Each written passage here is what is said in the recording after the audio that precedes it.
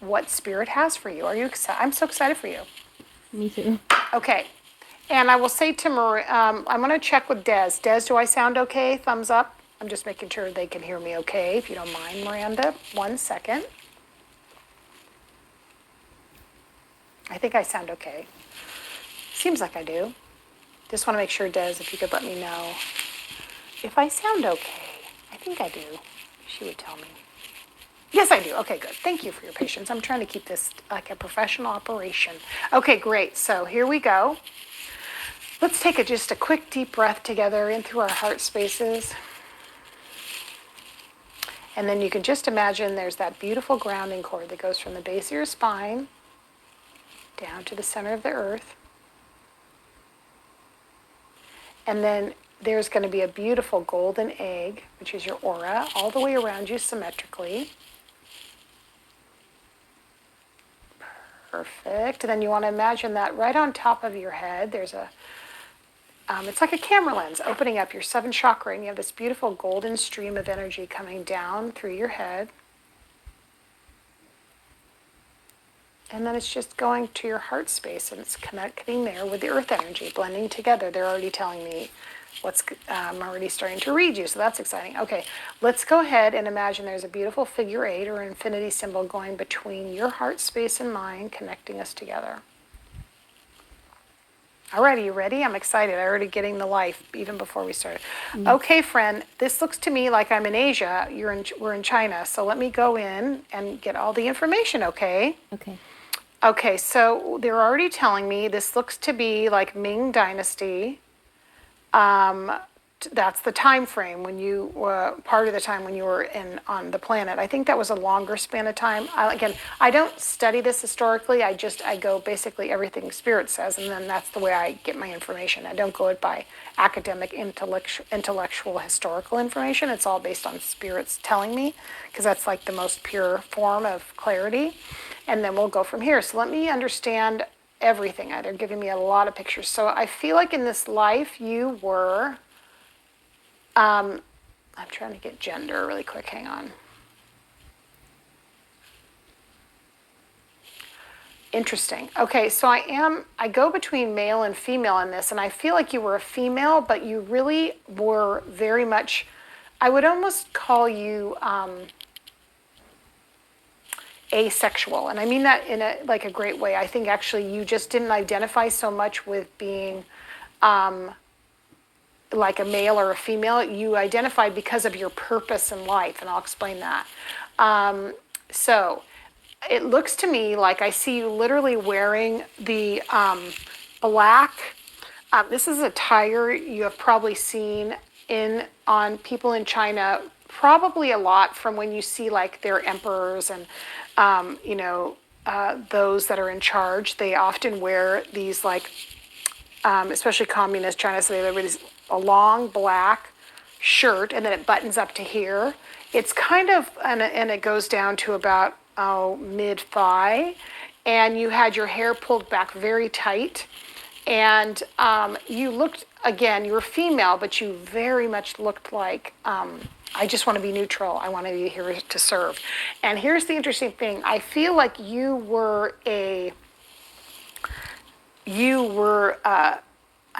definitely weren't a servant. I wouldn't say that. You were a keeper, or kind of like a groundskeeper of like a temple space. That's why. So you had just a lot of reverence for the Buddha. I'm hearing that. Is that right, Spirit? Yes. Okay. I'm like, which is it? I don't know which religion we're in. It feels like Buddha, and so we'll move forward. That's not so much the important thing they're telling me. So you really were very devout in your service of in this term of your religion, and so you wanted to meticulously keep the space that you were in charge of clean, meticulous, like you were also a groundskeeper.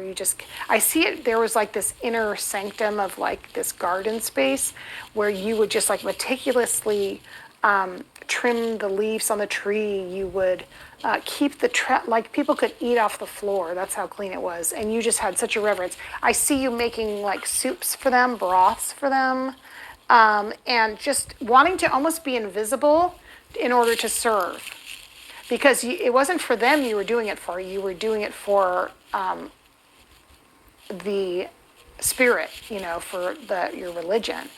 And I feel like you were there. You started working there when you were about like 9 or 10 years old, and very young. And at first, because you were a female, they didn't want to take you. But it's almost like you were at a very young age, like super devout, and you kind of got the light of spirit very young. So they said, okay, well, I guess this is what you're going to do. So you went and lived there. And let's see the rest of the story. I like to move in and out of time, and then it always connects into something there. So one of the things that really was heartbreaking for you is you felt like you were looking, because of your gender, you were looking from the outside in. Like you really wanted to be one of the, I'll call them priests. I don't know what their titles were. Because I'm not sure about the language, but I feel like you would have wanted to do that. You would have wanted to be someone who served in the temple, but you were serving the actual temple. So there was this whole way of feeling like you were looking as close as you could, but from the outside in. And this is where the story lies. That you were separate, that you were the other. You weren't one of them. And you lived your life there up until your 60s, and I'm just going forward in the life. I think you never were married, you lived your life devout, you served from the background and supported other people, and were just like quiet like a church mouse. That's what they're telling me. And so now let me ask them what this has to do with this now moment. That's always when I like to say, where's the connection? Okay. All right, just give me 1 second. We'll let the story unfold to today. Okay, so, and see if this resonates. And if it doesn't, you can just release it. I feel like you are a person who knows how to serve very well. You know how to get the job done. You know how to make things right. You know how to set things up. You know how to organize things. You know how to, run things. Literally run things. Wherever you are, the work you do, the organizations you're involved with, the groups you do, you could run it. However, there is this feeling that you have of being not quite in with the work itself, that you're more in service of the people who do it.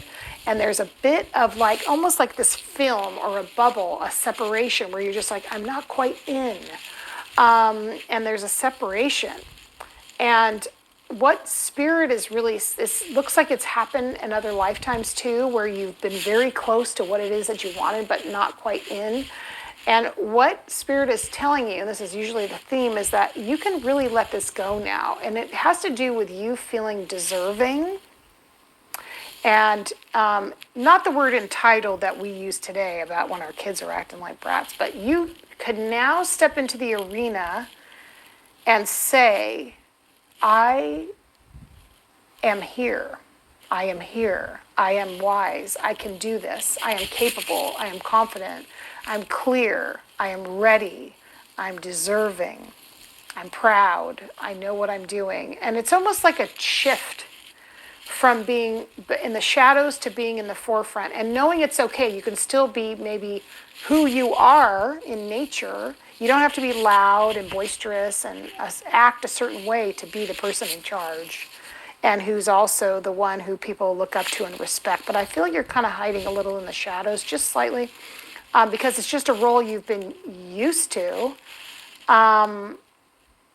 And now it's time to release that veil. It's time to get rid of that little layer of waiting and the holding back. So that's what they're telling me. It's a validation. So now's the time I say to you, does this make any sense to you, or does it make any sense, or I don't know what you're talking about? What do you think?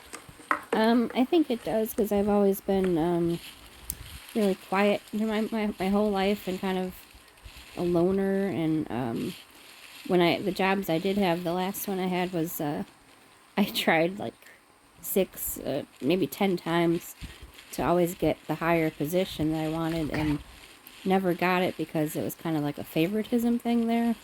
Okay. And so, but I kept trying and trying. Okay. So it does fit my life. When you described me too, when I was younger, a lot of people thought maybe I was a boy, I guess, because of the way Okay. my hair was, or like a lot of Okay. people would say if they put a wig on my brother, it would look like me. I guess I had Okay. more facial features like a guy.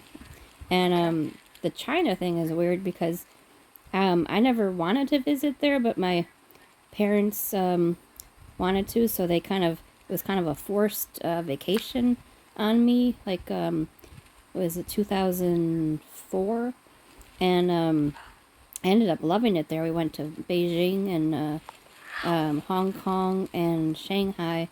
And Hong Kong, my dad and I went to this island that it took us forever to get to, and it had the biggest Buddha in the world. When you walked up these like 200 stairs, it was like a Okay. monastery, and they fed us soup, and I just loved it there. I didn't want to leave there, and I had a camera, and I took all these beautiful pictures, but I ended up losing my camera, so I don't have any evidence of it, but I have like the memory.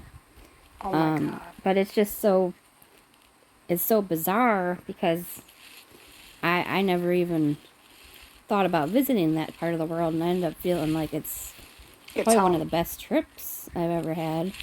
And My we were there God. during the when the tsunami hit in Oh 2004 wow. around Wow. Christmas. But yeah, it was just so strange when you were talking about the Buddhist and the Oh monastery. my God. We actually How went. freaking specific. How specific. It Right? it took like it takes like took us like 3 hours to get there because we were on the hotel on the main island. You had to take a boat to this other island, then another boat, and then it was like a Yeah. 3 hour bus ride to get to Wow. this really remote. It's called Lantau, Hong Kong. It's a very remote area, and it had that's where it was. We went there because that's where they had the biggest Buddha in China to see. Oh my God. It was really amazing. And I Oh have no my God. pictures, but I mean, it's online. You can even see what Oh I'm my talking about. God. It's beautiful. But Okay, so they're telling me some more about you, and here's what I want to say. So, people that are like you, that like the rivers run deep, your frequency is very in tune and very, I want to say, in just centered and in tune and in touch. Your energy is so needed in this world. And the main thing is, I feel like they're telling me the next step for you is that you need to find the frequency where you are seen, you are understood, you are respected, you are revered, that you're not trying to fit yourself into someone else's box. And the way you can navigate that is by really trusting your own inner knowing and saying, where's my place? Where's the place where I do fit? Where's the place where do you see me, spirit? And then following that, following your nose and going in that direction, and then who you are and how you serve in this world, or your essence, is going to absolutely find its place. I would not see everything. It's not me. Spirit would not reveal all that to you in such detail to just for a show, and that this makes sense in your life, and it's really a validation of who you are and a reflection of you are seen. You know what I'm saying? You are seen. yeah, I've always kind of felt like I was in the background. Always been shy, but I've Yeah. become more talkative and stuff later in my Yeah. life.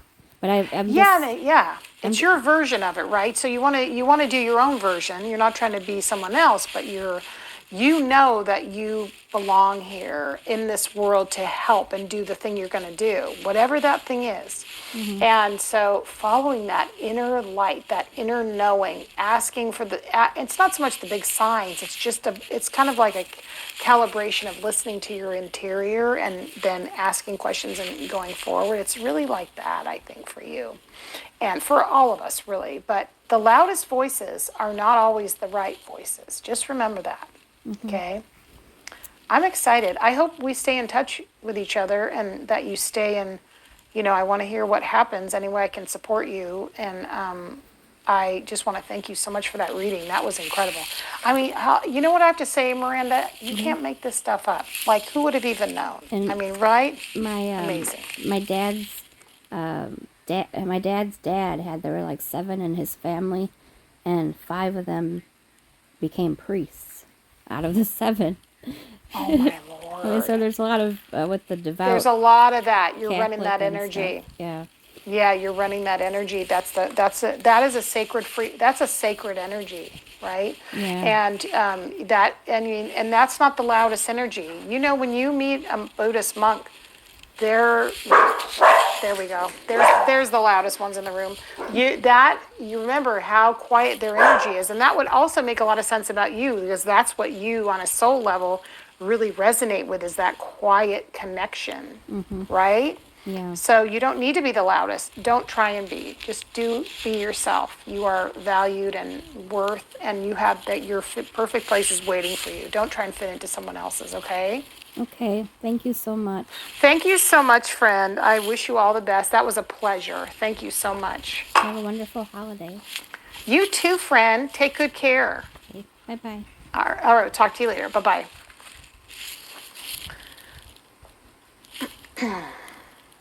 So all I'm saying, friends, is that you can't make this stuff up.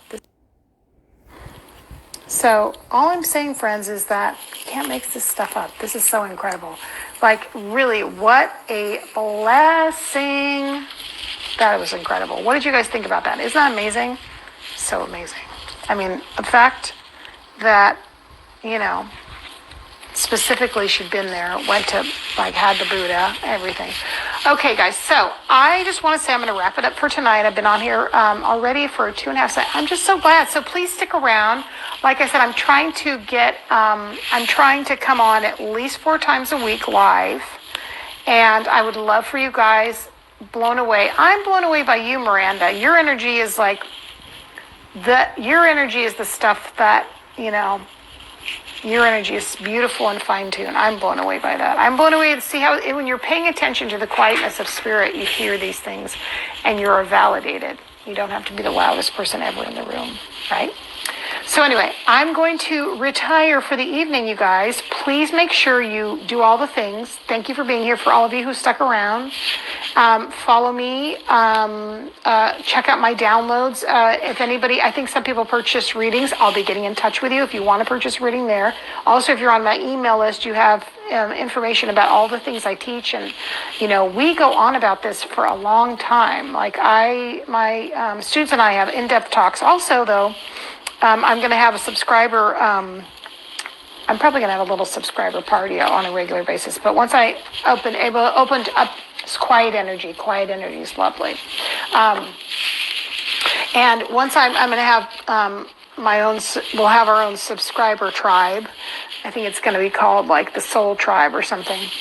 I don't know if I want to say the word tribe, but soul, I don't know what I'm going to call it. I'll have to meditate on it. Soul Pod or Soul Circle. I like Soul Circle. What do you guys think of that? That's a good name for a group, right? Soul Circle. I like the idea of a circle because everyone's equal in a circle.